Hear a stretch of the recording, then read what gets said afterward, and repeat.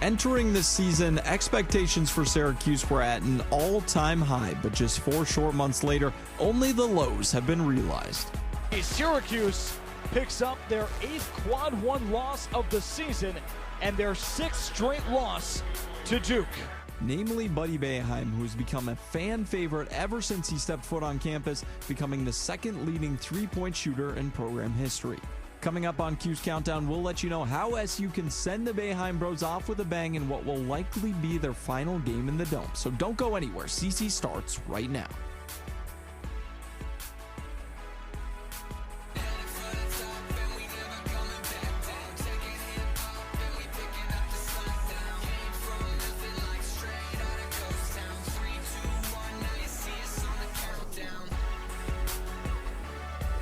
Welcome on into the CitrusTV studio for another edition of Cuse Countdown. Noah Cierzan here, joined by Joe Puccio and Zach Letson, previewing the 2022 regular season finale for Syracuse against Miami. Should be an interesting game, definitely going to be a fun show. But before we get too much further, we've got news that broke on Thursday as it was announced Benny Williams is missing the rest of the season with a lower body injury he suffered against UNC. It was an up and down freshman year for Williams, who averaged just over 10 minutes per game, scoring under 2 a contest.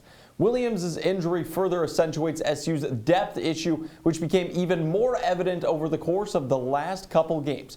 Because of injuries to Jesse Edwards and Symir Torrance, we saw Jean-Paul Jacques, out of all people, get significant run against Duke. Watching that game down in Chapel Hill, it became clear that this undermanned Syracuse team is starting to limp towards the end of the season, with late game fatigue becoming just another hoop to jump through.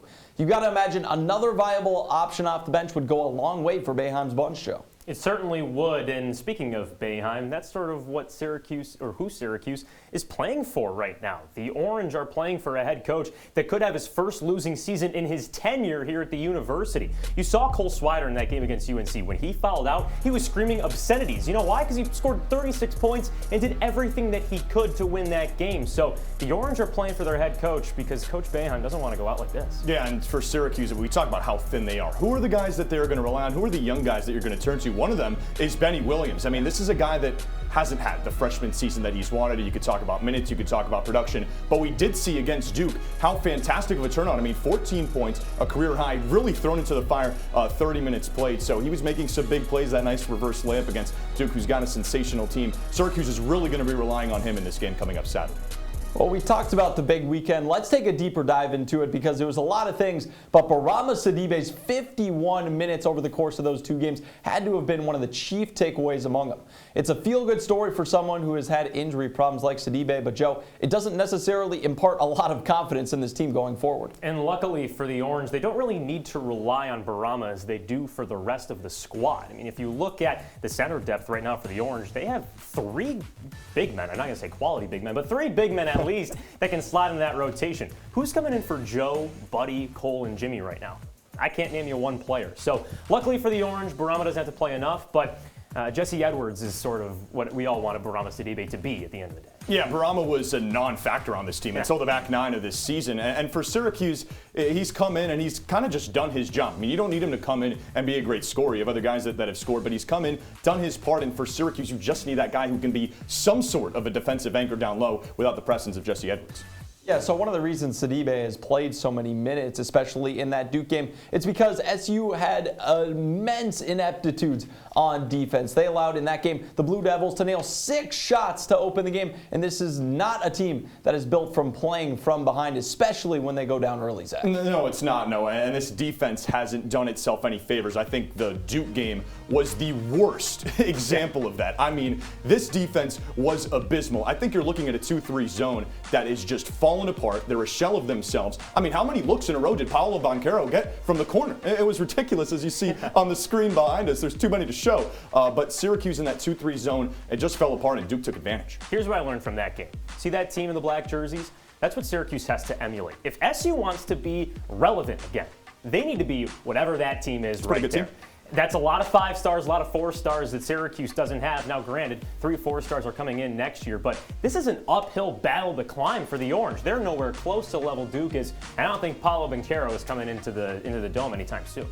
Yeah, it was definitely a rough outing against Duke. But on a more positive note, Syracuse's trip down to Chapel Hill signified the full metamorphosis of Cole SWIDER in an orange uniform after his 36-point performance in the Dean Dome. He started a little slow earlier this season, but Joe, is it fair to say that he's the second best offensive option at this point? Maybe I need to see a little more. I know that's what Ben Spector says all the time. But look, I think Cole SWIDER had a great year, and he's obviously been a talented scorer, but hasn't really been that consistent. If you're looking for a secondary scorer, I don't know who it is at the moment. Cole SWIDER's making a case, but I like to see a guy like Joe Girard maybe get some more looks from three and sort of be that number 2 option.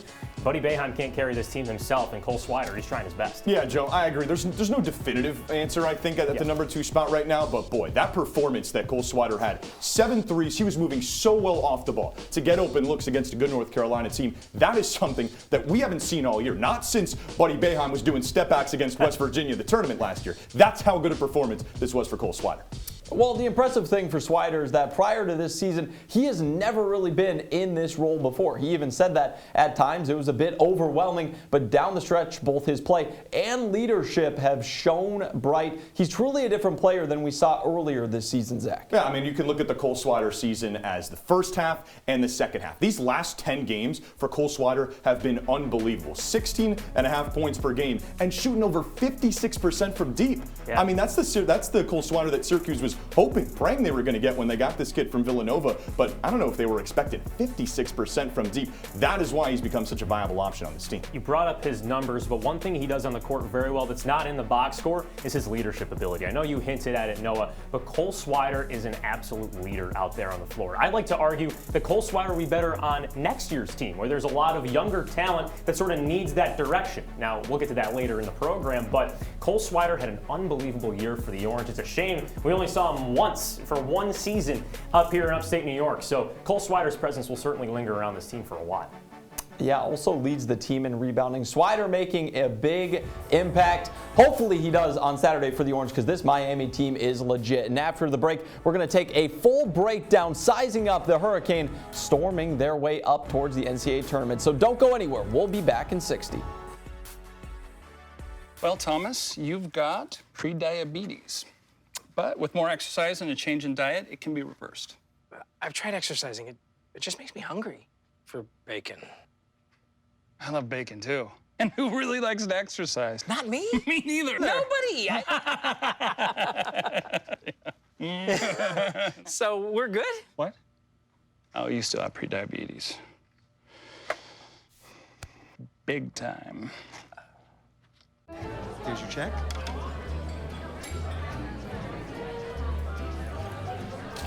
Oh, you got it. You know, since I got rid of my car, I really enjoy walking. Okay.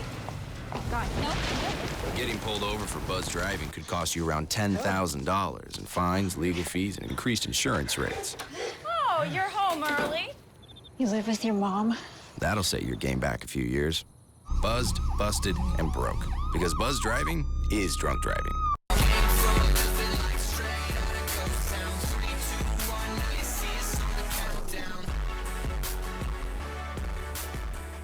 Welcome back into Cuse Countdown. Noah Cierzan here with Joe Puccio and Zach Letson. And we've talked about the Orange, but they're not the team with a tournament berth on the line on Saturday. That'll be the Hurricanes. Miami has been the darling of the ACC this season, but if you look at some of their metrics, they're a lot closer to Syracuse than their record indicates. Per Ken Pom, both teams rank in the top 20 in offensive efficiency, bottom 150 in defensive efficiency, and the commonalities don't end there, Joe. 16th is Miami, 18th is Syracuse for our numbers fans at home. But Syracuse and Miami are in the top 5 offensively in the ACC in scoring per game and the bottom 5 defensively. So the Orange and Hurricanes are closer than people think, but the difference is that Miami just gets wins when they need to, and some wins against Duke and North Carolina will help out as well. Yeah, here's a couple more, Joe. Both of these teams don't really love the rebounding category. I mean, Miami is dead last in rebounds that they've gotten. Syracuse is dead last in rebounds that they've given up. And so neither team likes that category. That'll be an interesting matchup to watch for Saturday. But the other thing is both of these teams just love playing in close games. And I think Miami's done a much better job than that, obviously, as the records would indicate. Yeah, needless to say, the Hurricanes haven't always played the prettiest basketball, but it's worked for them. And Miami ripped off the first 5 games of their ACC slate and are on their way to their best year since 2018, which is crazy, Zach, because they essentially disappeared for a couple of years since then. Yeah, I mean, it's a Miami team that had a downward spiral within the 2 years since 2018. Since then, for the Hurricanes, though, this is a kind of an old school Jim Larrañaga team in terms of the veteran play that you're going to get from Charlie Moore, Isaiah Wong, Cameron McGusty. These are guys that have been around the block, not just with Miami, but I mean, Charlie Moore and Jordan Miller, those are guys from the transfer portal. So it's a perfect combination of talent for the Hurricanes, and I think that chemistry that they've built under Coach L is why they're so dangerous. Can you believe that the Hurricanes are 14-6 in close games? I mean, Syracuse, they're 4-6, and if you take a couple of those losses as wins, Syracuse is in the tournament conversation. But Miami, I mean, they are in the tournament conversation with 20 games decided by single-digit points. That's unbelievable. Yeah, it's an exciting time to be living it up in South Beach, and it's not just because of the club scene. The Hurricanes are legit. And for more on what makes this iteration of Miami so exciting, we'll send it over to Zach Letson for more. Yeah, Noah, this is an old school Miami Hurricanes team. But what do I mean by that? Well, Jim Larrañaga coached teams have often flourished when filled with experience. First, it was the 2013 ACC championship team that boasted seniors Duran Scott and Kenny Kaji to go with Shane Larkin. Then, the senior-led backcourt of Angel Rodriguez and Sheldon McClellan that got the Hurricanes to the Sweet 16 just 3 years later. Veterans are a key component to most great Hurricanes teams, and while this season is no different, over 80% of the team's scoring and minutes played comes from its juniors and its seniors. A four-headed monster in upperclassmen Charlie Moore, Cameron McGusty, Isaiah Wong, and Jordan Miller spearhead the backcourt. Turn to the front court, and once there, oh yeah, senior Sam Warnenberg, the team's starting center, who was a freshman the last time Miami made the NCAA tournament some 4 years ago. But the time since then has been an ugly one for the Canes. They've won just 16 ACC games these past 3 seasons. But with a veteran presence this year, Miami already has 12 conference wins this season and possibly a ticket to the big dance to go with it. A nice little pump-up talk there for the Hurricanes from Zach, and deservedly so. But it should be mentioned that this hot streak comes at a time when the ACC is extremely weak. As it stands, Miami's 21 wins earned them a 10 seed from Joe Lunardi in his latest bracketology. But what's at stake, Joe, for the U if they lose to a 500 Cuse squad? Oh, a lot's at stake, Noah. I mean, I talked about this team being in close games all season long. If you take a few of those wins as losses, Miami's out of this tournament conversation. So losing to a team in Syracuse that's fighting to be above 500, Miami has a lot to prove. Now, honestly, or let's be honest here.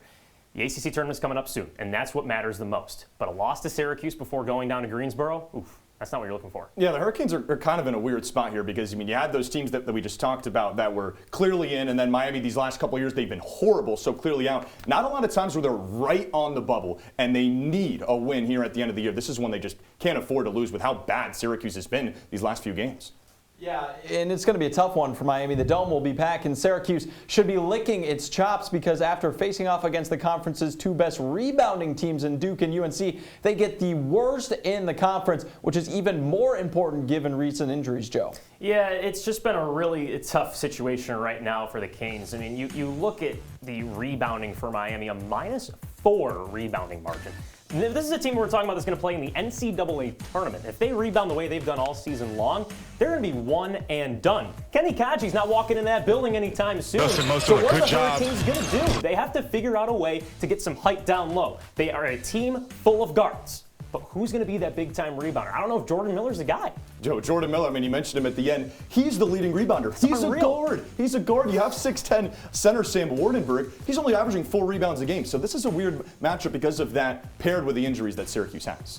Yeah, and we talked about the big wins Miami's had against Duke, but they've also blown a couple opportunities against teams like Notre Dame, Virginia, kind of those top-tier ACC teams this year. Those would have Miami securely in the tournament, but instead, they feel like they're kind of firmly on the bubble still, Zach. Oh, 100%. I mean, Miami is in love with playing playing these close games. 15 of them to be exact. And I'm sure they've won 9 of them, but that also means they've lost 6 of them. I mean, they've left a ton of wins on the table, 2 losses by 1 point apiece to Florida State, who's not going to the tourney. Then they just blew a 6-point lead to Virginia Tech last Saturday. So plenty of wins that have been left on the table, especially recently, and that has made this a Miami team that's going to have to sweat this last couple weeks out. You talked about those ACC teams, but how about at the start of the year? They lost to UCF and Dayton. Obi Toppin's not on the Flyers anymore. So the fact of the matter is that Miami had a slow start to the year, had some bad losses. They also lost to number 9 Alabama, but that's whatever. Miami's turned things around. I'll give them that. But the tough losses on the resume, we're talking about Miami right now, who's sitting at 4th in the ACC. They could seriously be up there with Duke if they got off to a better start. So Miami going into the tournament, the reason why their seed's going to be a little lower than expected is because they just dropped too many tight games. Yeah, the Hurricanes have dropped those tight games, but the reason they've been in them is because that stacked lineup of guards they have. We'll meet them in a sec, but when you're comparing the Hurricanes guard versus Syracuse, who are talented, but like Joe said earlier, not that much depth for the Orange. You know, Joe, who's got the advantage in the matchup of the guards, Syracuse-Miami? Oh, it's got to be Miami. I mean, there's nothing to be doubted there. I mean, if you're going to count Buddy Boeheim as a guard, sure. But Miami has 4 guards, top 4 players, that lead the team in scoring. I don't know how Syracuse is going to be able to beat that, especially because Syracuse doesn't have that depth at the guard position. I would not be shocked if Buddy and JG3 play at least 35 minutes each. Yeah, I mean, this guard quartet that Miami has is sensational. I'm going to say it. They're the best in the ACC after Duke in terms of how good they're after Duke. Don't worry. Okay. In terms of how good they've been this season, they have carried this Hurricanes team. We talked about it. They lack size. It's all guards that have gotten it done offensively. Well, we're talking about how great these guards are, so let's finally meet them. The Hurricanes have a slew of veteran leadership on their side, and that starts with Cameron McGusty. Since transferring from the University of Oklahoma, has become a versatile offensive weapon for Miami, ranking 4th in the ACC in scoring. And when you need a bucket, you know you can go to him, Joe. You're not going to find a bigger Cameron McGusty guy in upstate New York than myself. 6'5", 190 pounds, solid frame, but he is having a breakout season when he needs it the most. He is just an unreal scorer for this Miami team and has been a reliable weapon over the last couple of years. He's a 3rd-year sophomore. That's unbelievable for a Miami team that needs a lot of scoring. Yeah, you want to talk about a veteran in college basketball. This is a guy that was playing college basketball with Trae Young at Oklahoma. Now he's balling out on Miami in his 3rd year with them because of the extra year of eligibility and having a great year, the best of his career. Yeah, let's move to the second part of this 3-headed monster, Isaiah Wong. He really developed a lot last season when he was the go-to guy playing 35 minutes a game, which has paid dividends this season, Zach. Yeah, he's been great for Miami, and it was expected. He was a first-team preseason All-ACC selection and just had, poor for Syracuse, but just had his best game of the season, a season-high 27 against BC. Isaiah Wong doesn't do one thing exceptionally well. He just does everything very well. He's a great passer, scores over 15 points per game. Isaiah Wong is that, reliable 7-iron. Sometimes you need him to get out of a rut, and that's Isaiah Wong. Well, and the final piece of the puzzle is journeyman Charlie Moore, who's at his 4th collegiate stop in Miami. He dropped 25 on Syracuse earlier this year, and he's yet another sniper you got to look out for if you're Syracuse, Joe. 40% shooting from deep. But the thing is, he also leads the team in steals. He gets his hand in the passing lanes very well in that man-to-man defense that Miami runs. The fact that he's the 3rd best guard on this team is absolutely insane. Yeah, I mean, he's a super scrappy player, like you mentioned. He's not a prolific scorer like McGusty or like Wong is, but he gives this team, like you said, just a great 3rd option, playing at his 4th school, having one of the best years that he's had. And no surprise, his best game all season was against Syracuse, so might be lighting up again come Saturday. So we talked about it a little before. Miami stacked at the guard position, but in particular, what's the one-on-one matchup you guys are looking for between the SU guards and Miami guards on both ends of the floor? Yeah, I mean, I'm looking at Isaiah Wong because I think he's got the highest ceiling of any of these Miami guards. He just had his best game of the season. Can Joe Girard, can Buddy Boeheim contain him? I don't think so at all. I think he's coming off that game against BC, and he's going to shine again. Buddy could have a great game, and so could Joe, but we have to look at the depth for Syracuse. There is no one that can really come off the bench to sub these guys in. Symir Torrance was out against North Carolina, so I think it's going to be the matchup we should be watching is Buddy and Joe Girard III versus Gatorade. How much can they get in so that they can eventually play at the late stages of the game?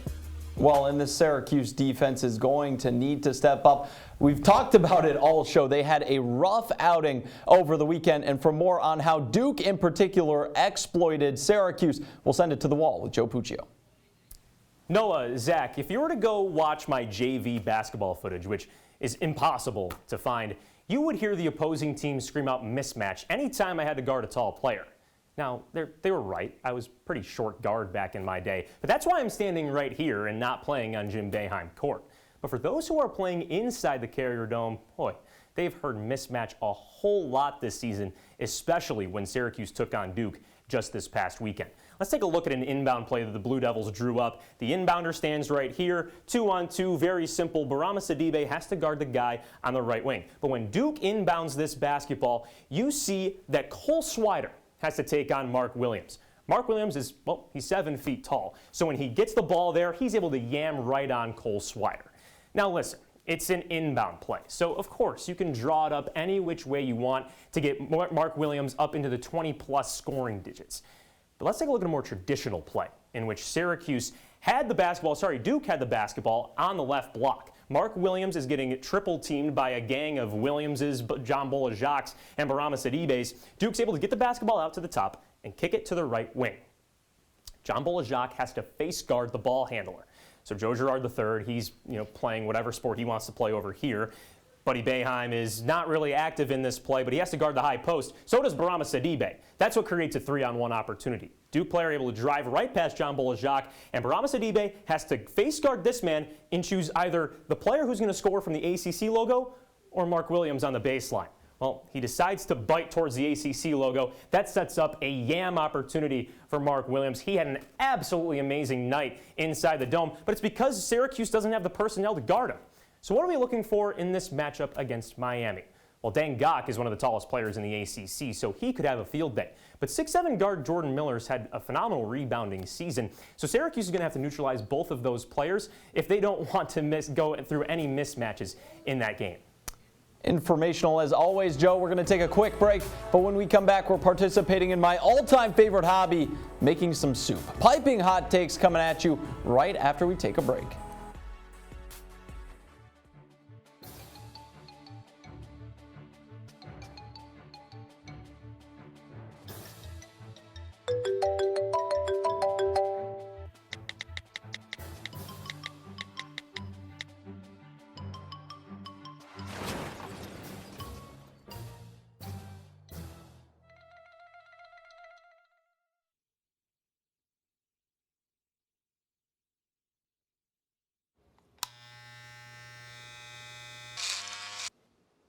You've messed up your son's haircut. Mom? Do you A, try to fix it, Like it never happened. B, work with what you got, or C, show solidarity? Thank you, baby. As a parent, there are no perfect answers. But you don't have to be perfect to be a perfect parent. Thousands of teens in foster care will love you just the same. What are you, superheroes? Just 4 brothers who hate bullies and love this city.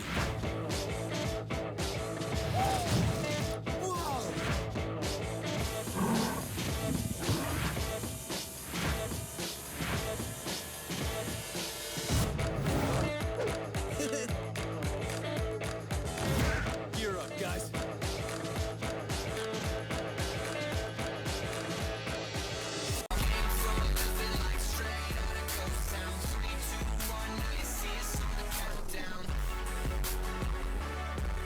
Welcome back into the CitrusTV studio. Noah Cierzan here alongside Joe Puccio and Zach Letson. And guys, the time has come. It may not be a Sunday, but we're here to give out some bowls of soup to recognize some of the highs and lows of the Syracuse season. So without further ado, we'll get started on the first ever Pato Soup Awards. That's what we're calling it. And you guys both get a piping hot bowl to hand out. And we're starting with a player who has the brightest future in the Salt City going forward. Joe, I'll go to you first. Who you're handing your pot of soup to? I'm handing my pot of soup to Jesse Edwards. He has had a career season for the Orange, and SU finally has a solid big man for the first time since DeJuan Coleman. 12 points per game is something that an SU big man hasn't had in a while, so I think you have to give this bowl of soup to Jesse Edwards. Yeah, I mean, Jesse's had a great year and he has a bright future, but for Syracuse this season and coming up, I'm looking at Joe Girard because you don't have Cole SWIDER coming back. You don't have Buddy Boeheim coming back. This guy took a huge step forward in terms of three-point percentage, second in the ACC in that category, and he's only growing better as a scorer. So I'll give that bowl of soup to Joe. All right, so those were some solid bowls of soup, maybe like a homemade broccoli cheddar with a little bit of bacon in it. But now we're going to more of a gazpacho soup. The Orange had high expectations coming into the season, but those were largely unfulfilled. So Zach, give me your pato soup for the season's most confusing moment. I mean, Buddy Boeheim, twice. I couldn't even pick one because of how bad it was against Wake Forest on the road. Then how bad it was against UNC on the road. These inbound blunders, two of them where he couldn't catch the ball inbound. Syracuse is up by 1 with less than a minute left in both situations, and in both they lose a game. So whatever disastrous bowl of soup you could think of, that's exactly what Buddy Boeheim was doing in those late game situations. Yeah, you talked about inbounds. The one play that I will remember forever is JG3's inbound. He threw the ball against Florida State just up in the air. He was doing his best Garrett Schrader impression, trying to find someone in the open field. Couldn't find anybody. And after the game, Coach Boeheim was like, yeah, I think Joe Girard was just looking for an outlet. No one was there. It was the most confusing moment, and what hurts the most is that SU could have won that game. So that's a tough look for Joe Girard, and he gets a sad soup. Yeah, he maybe had a little throwback to his quarterbacking days at Glen Falls right there. We're going to sandwich this show with a more positive award. The season's best performance. Buddy Boeheim led the team in scoring once again this year, but we also saw some star-studded performance from all of the starters. So, Joe, who's the pato soup going to? Yeah, I'm going to go with two starters, and they happen to be related. It's Buddy and Jimmy Boeheim scoring 27 and 26 points, respectively, against Indiana. But what was most impressive is that they played a combined 97 minutes on the floor against the Hoosiers. This was SU's best win of the season, and if we want to go all the way back to November, it was at this point when we said, Syracuse could be a tournament team. That's obviously fallen under hopes, but let's give a nice big vat of soup to the Boeheim brothers. No, I don't want to be a prisoner of the moment because we just talked about this, but this bowl of soup, it's going to go to Cole SWIDER in the performance that he just had against North Carolina. 36 points. This was ridiculous. That's the most by a Syracuse player since Tyus Battle. That was 4 years ago. That is crazy what he did in this game. I mean, for a guy who had a struggle shooting from three so much this year, to have 7 threes, to have 14 made buckets, it was sensational to watch. Great work from the both of you on the first ever edition of the Pato Soups. You both earned some homemade soup of your choice from the Soup King himself. Let's go. Unfortunately, we got to spin out of these awards and take a break. But when we come back, we'll close things out with our predictions for the season finale. So don't go anywhere. We'll be back in 60.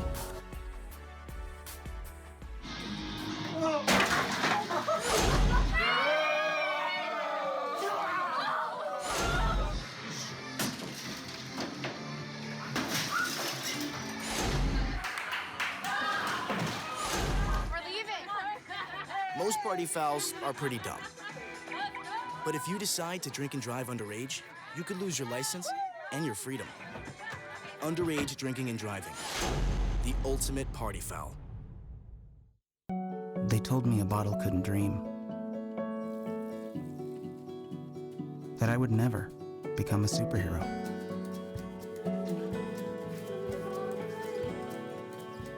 But I learned how to fly. Just to come back in a new disguise and be the hero that I've always wanted to be.